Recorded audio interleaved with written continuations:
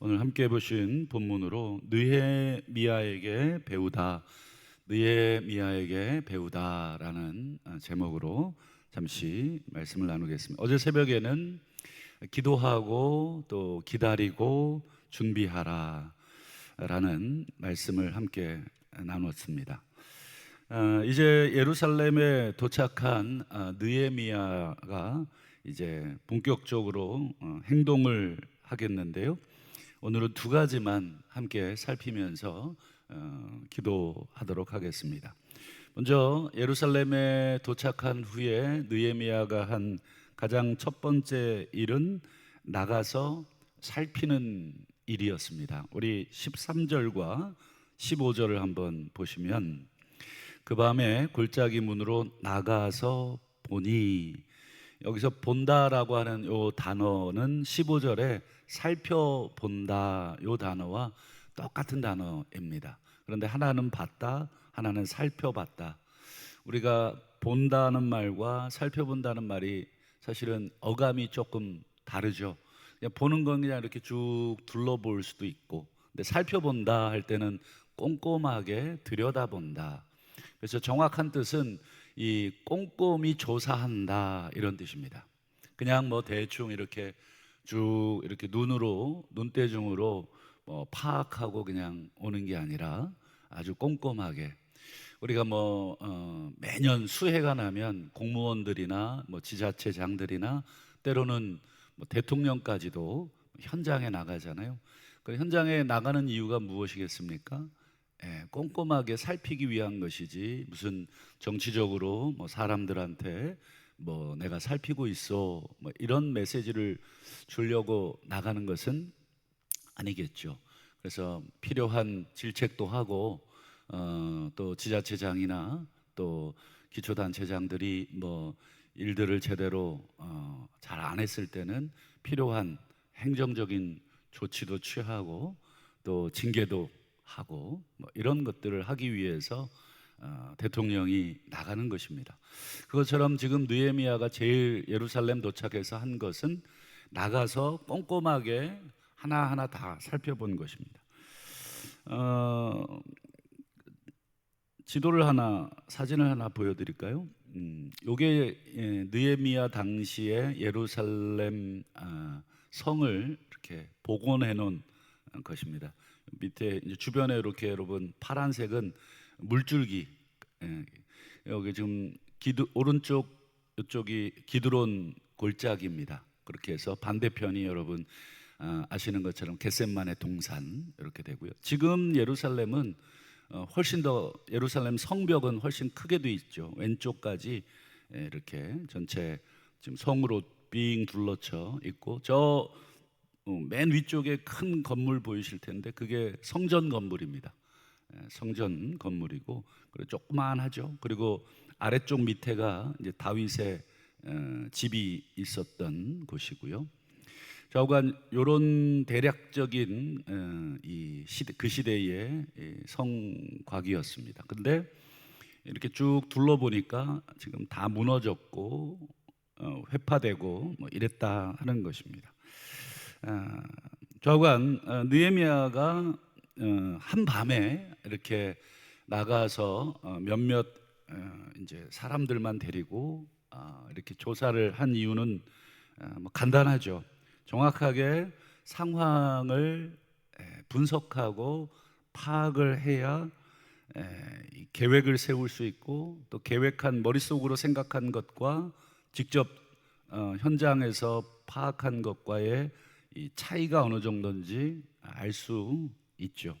그리고 더 중요한 것은 느헤미야가 시간이 한정적으로 무한정 많은 것이 아닙니다. 왕에게 돌아올 시기를 정했기 때문에 이게 머릿속으로 시간을 계산하지 않으면 이게 지금 어느 정도 공사가 될지 실제적으로 모르기 때문에 직접 나가보고 주변에 이 집들은 어떤 집들이 있고 누구네 집이 있는지, 그래서 우리 느헤미야가 성벽 재건 공사할 때 여러분 아시는 것처럼 그 자기 집 앞에 그 부분을 전부 시켰죠. 여기서부터 이렇게 순서대로 한 게 아니라 이 동시다발적으로 공사가 진행이 되도록 그렇게 했기 때문에 52일 만에 뭐 지금으로 말하면 2달도 채 안 걸린 거죠.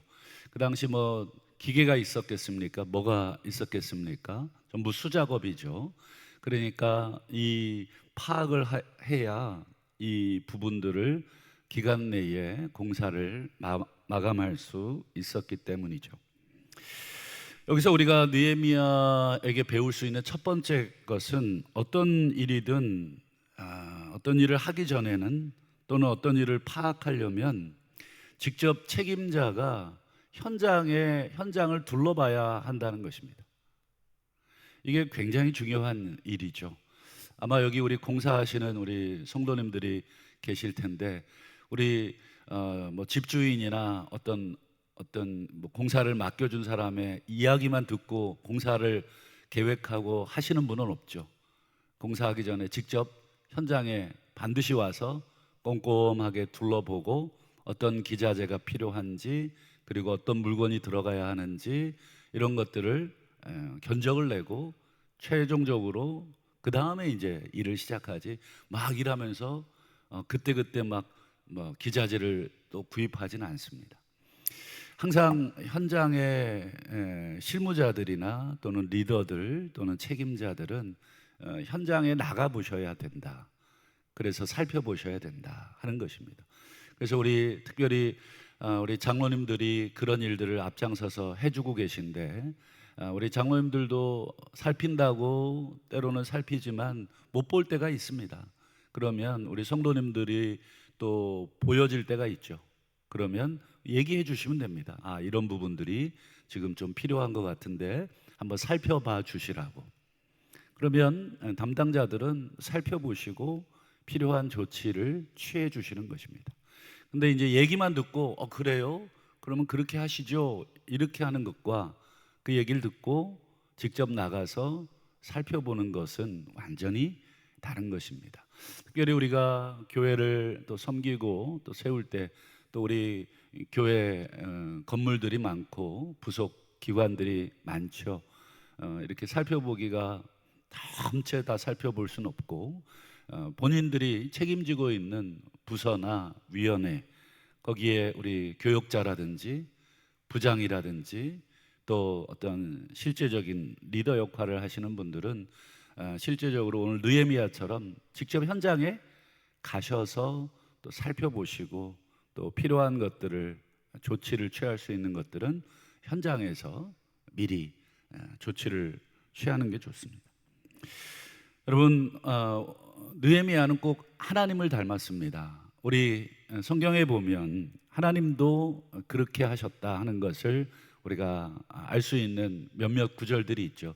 뭐 대표적으로 여러분 그 아브라함의 그 아내 사라의 몸종이었던 하갈이라는 여자, 하갈이 임신한 것을 알고 여러분 이 사라가 하갈을 막 박해하죠. 그래서 그 주인의 박해를 못 견뎌서 하갈이 도망을 칩니다. 광야로. 그리고 이제 광야로 도망쳤을 때 그 도망친 하갈 어떻게 보면 진짜 노예잖아요. 누가 광야에서 죽어도 모를 그런 노예인데 아브라함의 씨를 품은 거죠. 그래서 하나님이 그 하갈을 광야에서 찾아갑니다. 그때 여러분 하나님을 만난 하갈이 하나님을 향해 고백했던 내용이 창세기 16장에 나와 있는데 뭐라고 고백합니까? 하갈이 자기에게 말씀하신 여호와의 이름을 나를 살피시는 하나님. 그러니까 하나님이 다 보고 계신 거죠. 하갈의 이 고통도 보시고 또 하갈의 상황도 보시고 그리고 하갈을 찾아가셔서 돌아가라. 그리고 너를 박해하는 주인이지만 가서 복종해라. 지금 그게 힘들어서 도망친 사람인데 다시 가서 복종해라. 그리고 아시는 것처럼 이 하갈의 몸에서 태어나는 그 소생을 큰 민족을 만들어 주시죠. 하나님이 직접 현장에 가셔서 살피시는 내용이 창세기에 있고요. 또 하나 여러분 기억하시는 하나님의 이 살피시는 모습 중에 하나가 뭐냐면 애굽에서 400년 동안 신음하고 있고 그리고 그 고통으로 인해 기도하고 있는 이스라엘 백성들에게 하나님이 모세와 아론을 보내시죠. 그리고 여러 가지 기적들을 쭉 그 백성들에게 보여줍니다. 그리고 모세와 아론이 하는 말이 뭐냐면 하나님이 나를 여러분들에게 보내셨습니다. 이런 말을 딱 하자 이스라엘 백성들의 첫 번째 반응이 뭐냐면 우리 출애굽기 4장 한번 보실까요? 4장 31절인데요. 백성들이 이제 모세와 아론을 믿으며 여호와께서 이스라엘 자손을 찾으시고 그들의 고난을 살피셨다. 이렇게 얘기하죠. 그 얘기를 듣고는 머리 숙여서 경배했다. 찾으시고 살피셨다. 오늘 느헤미야가 성벽 무너진 소식만 듣고 기도하다가 왔지만 직접 눈으로 이렇게 찾아가서 살핀 것처럼 우리 하나님이 찾아오시고 살피셨다라는 말을 구체적으로 하고 있는 것입니다. 여러분 여주인의 박해 속에서 도망친 이 하갈을 찾아오셨던 그 하나님, 그리고 애굽의 400년간의 그 신음 속에서 기도하던 백성들을 찾아오셨던 그 하나님, 그 하나님께서 오늘 이 새벽에도 우리를 찾아오시는 줄 믿고 혹시 우리가 어떤 고통 가운데 있는지 나보다 더 나를 더 아시고 계시고 내 미래와 내 현재와 내 과거까지 알고 계시는 그 하나님께 또 우리의 삶을 맡겨드리는 그런 시간 되시기를 축원합니다. 우리 두 번째로 느헤미야를 통해서 우리가 배우게 되는 두 번째 사실은 우리 17절 말씀인데요. 17절을 한번 보시면 느헤미야가 이런 말을 합니다. 이르기를 우리가 당한 곤경. 그리고 우리말 성경에는 번역되어 있지 않는데 제가 괄호를 쳐서 번역을 했습니다. 우리의 예루살렘 성, 그리고 우리가 다시 수치를 당하지 말자. 우리라고 하는 요 단어를 느헤미야가 3번이나 계속 사용하고 있다는 게 굉장히 중요합니다. 지금 느헤미야는 자기 자신과 이스라엘 백성을 이렇게 분리하고 있지 않습니다. 보통 왜 우리 사람들이 뭐 말을 하는 그 단어를 쓰는 걸 보면 그 사람의 성향을 알 수 있잖아요. 너희. 그러니까 너희라는 말은 나를 제외한 것이죠. 근데 우리라고 하면 나를 포함하는 말이 됩니다. 그런 면에서 우리 왜 엄마나 아빠들이 막 화가 나면 우리 자식들한테 뭐라고 얘기 많이 해요? 너 아버지한테 가라고. 사실은 이게 굉장히 이렇게 분리시키는 말이 되죠. 상관없다 너랑 나랑 이제는. 근데 여러분 느헤미야는 어떻습니까? 분리하고 있지 않죠. 야, 니네 성이야. 사실은 그래요. 느헤미야는 늘 말씀드리지만 예루살렘에 안 와도 되는 사람이에요. 느헤미야하고 예루살렘하고 무슨 상관이 있습니까? 그저 뭐 혈통적으로 그냥 같은 민족이지. 사실은 느헤미야는 바사 제국에서 고위관직으로 좀 잘 살고 있어요. 누가 와서 이렇게 등 떠밀어서 여기 와서 이거 해달라고 요청한 적도 없고, 그런 면에서 느헤미야는 안 와도 되지만 와서 직접 조사하고 필요한 모든 자재들 다 왕 앞에 그거 구해서 지금 와서 지금 백성들을 지금 설득을 해야 되는 상황입니다. 그리고 우리라는 말을 계속 쓰고 있죠. 이 말은 지금 느헤미야는 나와 너를 분리하고 있지 않다. 하나님의 백성의 고통이 곧 자기의 고통이고 하나님 백성의 수치가 곧 자기의 수치로 여긴 것이죠. 예를 들어서 우리가 누군가가 질병에 걸렸습니다. 그러면 여러분 그를 위해서 기도 제목을 막 부탁하죠. 그러면 여러분 어떤 마음 드시나요? 왜 짜증나게 나한테 이런 걸 부탁해? 이런 마음이 드십니까? 아니면 그래 내 형이고 내 동생이고 내 아버지고 내 딸이 그랬다면 참 이 기도 제목을 부탁하는 마음이 어떨까?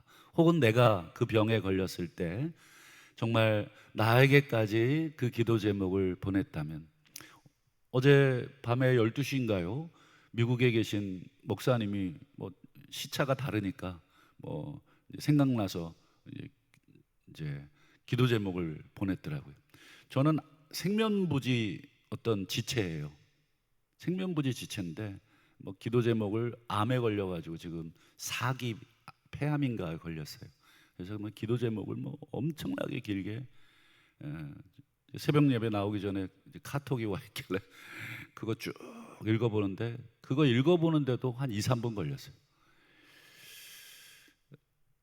여러분, 그거 읽으면서 뭐 나랑 전혀 상관없는 사람인데 라는 마음도 들 수 있겠지만, 우리가 뭐 보지는 못했어도 주 안에서 우리가 같이 하나님의 백성으로 지금 같이 있는 것이죠. 그런 생각을 갖고 기도할 때와 그런 생각을 갖지 않고 기도할 때는 참 다른 것 같습니다. 여러분, 느헤미야는 지금 사실은 멀리 떨어져 있는 이스라엘 백성의 그 고통과 수치를 자기의 것으로 지금 그대로 여기고 얘기한다. 요즘처럼 참 개인화되고 참 남의 일에 무관심하고 뭐 내 일 아니면, 사실은 내 가족 일 아니면 그렇게 뭐 별로 관심 없는 시대잖아요. 물론 우리가 모든 사람들의 일에 다 관심을 가질 수는 없겠죠. 그러나 적어도 우리가 함께 신앙생활하고 또 함께 우리가 알고 지냈던 사람들의 어려움, 또 기도 제목을 우리가 부탁을 받는다면, 내 일로 최소한 여기는 마음을 우리가 가지고, 하나님, 불쌍히 여겨주시고, 내 자식입니다, 내 어머니입니다, 내 아버지입니다, 내 형제입니다, 이런 마음으로 나와 너를 분리하지 않는 최소한 기도 제목을 받을 때, 어제도 모 자매에게 전화가 와서 한 1시간 반 동안 그 자매의 고민을 함께, 귀가 아팠습니다. 너무너무 뭐 전화로 1시간 반을 통화하려니까 귀가 아팠는데, 뭐 요는 그것입니다. 이제 자기가 사는 게 너무 힘들다.